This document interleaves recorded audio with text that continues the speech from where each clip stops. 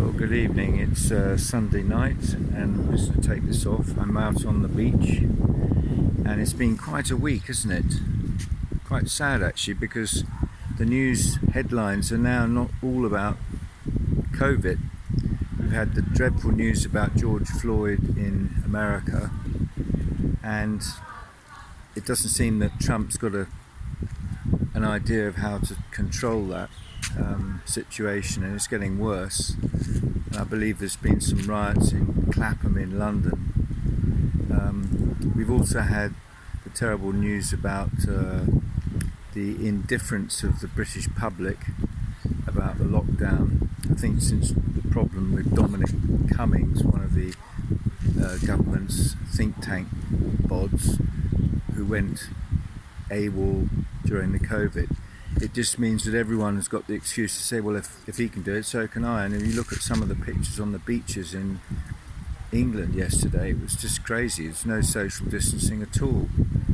Obviously there's no social distancing in most of the American cities at the moment with all the riots going on.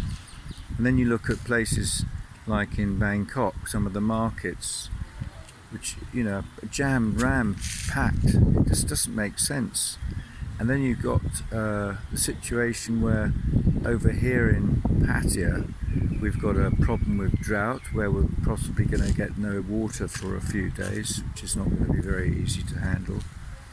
But I have to admit that the Thai government, whether we like it or not, have actually been very firm in their decisions.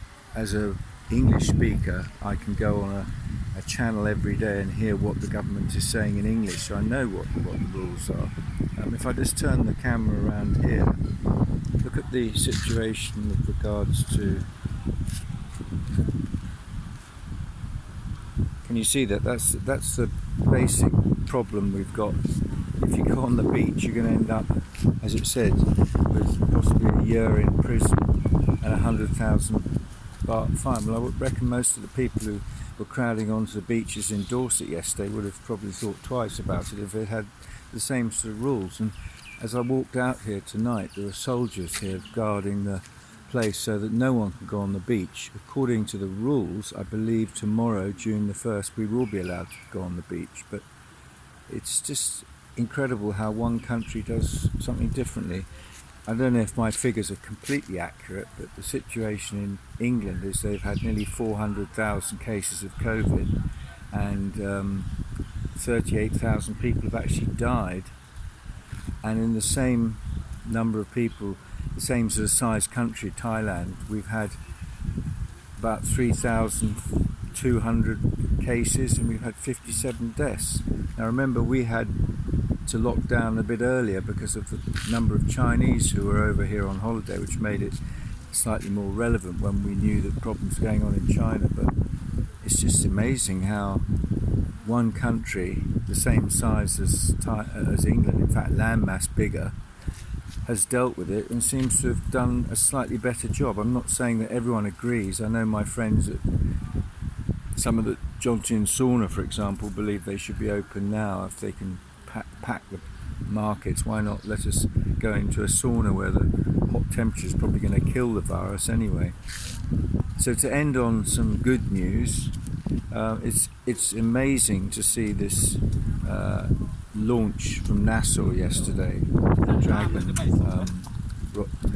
capsule. The pictures are phenomenal. I mean, I remember seeing when we landed on the moon, and you could hardly see what you were looking at, but the pictures yesterday were so clear, incredible. So they're about to dock in about an hour's time, so hopefully all that'll go well. So that was nice to see and good news, and I just hope that sometimes we'll get some good news on the headlines and not some bad news. My reason for coming here tonight is because of this, and I hope you can see this in the distance. Can you see the sunset? I'll try and focus in a bit closer.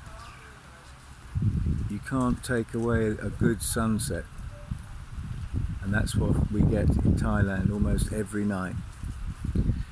Makes it all worthwhile, doesn't it? Anyway, stay safe, and I hope you have a good week ahead of you. Bye.